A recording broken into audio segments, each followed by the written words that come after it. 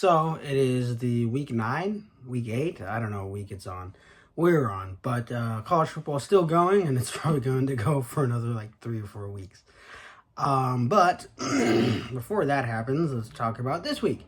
This week, a number of games were played as usual. Some were interesting, some were not. But let's just get into it. Ole Miss lost to Oklahoma. No, I'm sorry. They won against Oklahoma 26-14.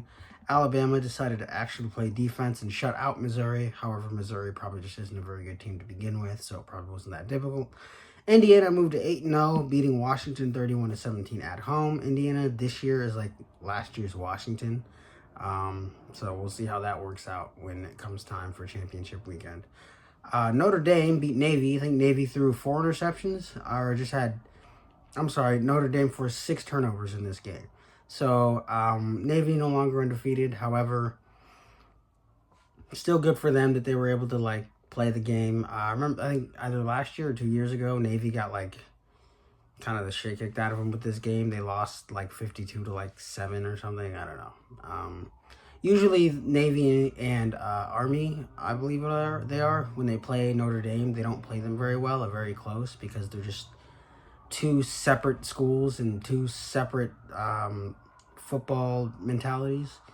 And this is kind of the first year that Navy and Army have actually put together a decent team. So that's good. UCF lost to BYU 24-37. Vanderbilt was within 3.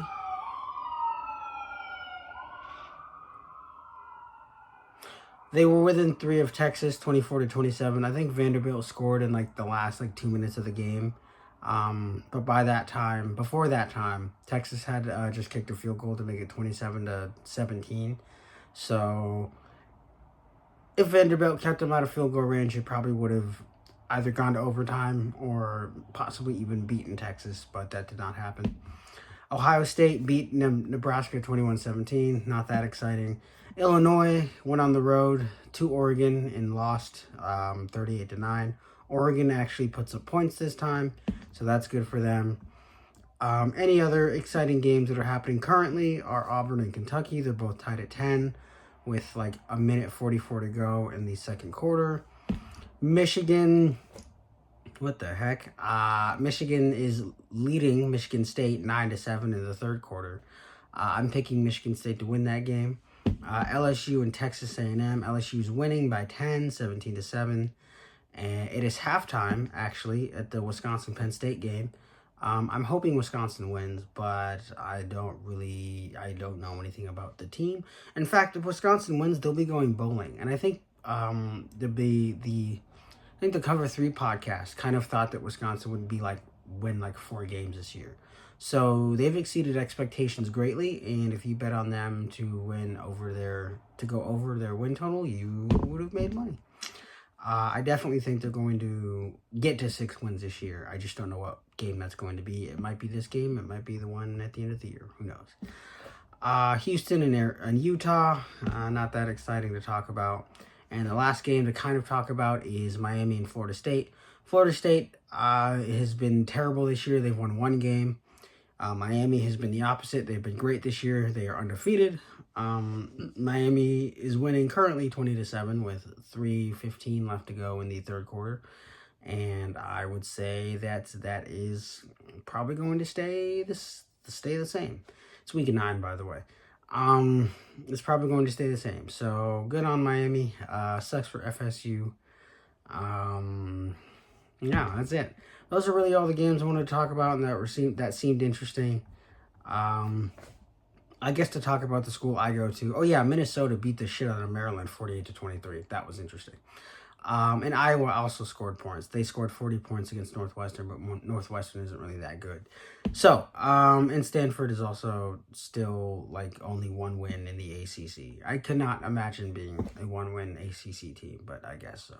Anyway, to talk about bad football, Penn played Yale yesterday on their family weekend thing, and that was genuinely one of the worst performances of football that I've ever seen by any college team, and I've watched Florida play for years now.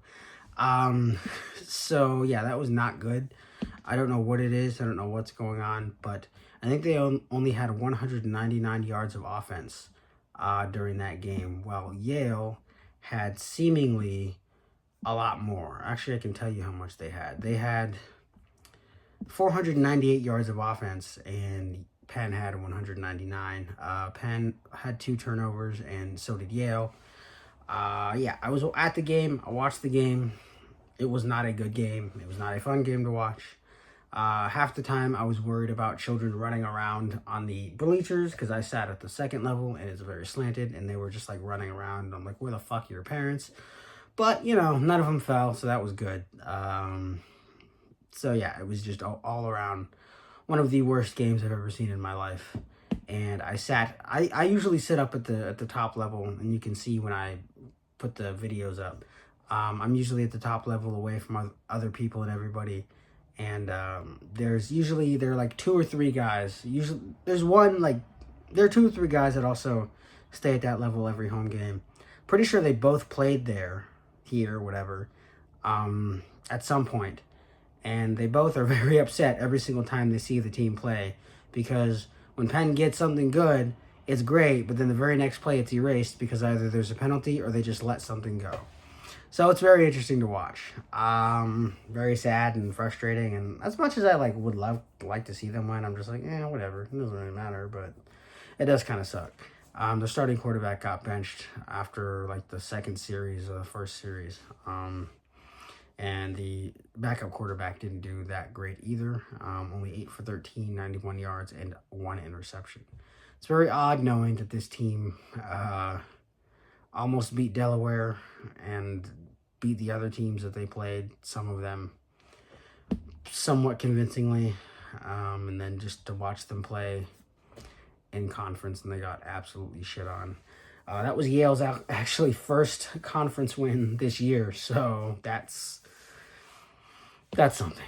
But anyway, I wanted this video to be not longer than 7 minutes, but it is. So that's going to be it. I'm going to go to bed or sleep or do something. I don't know.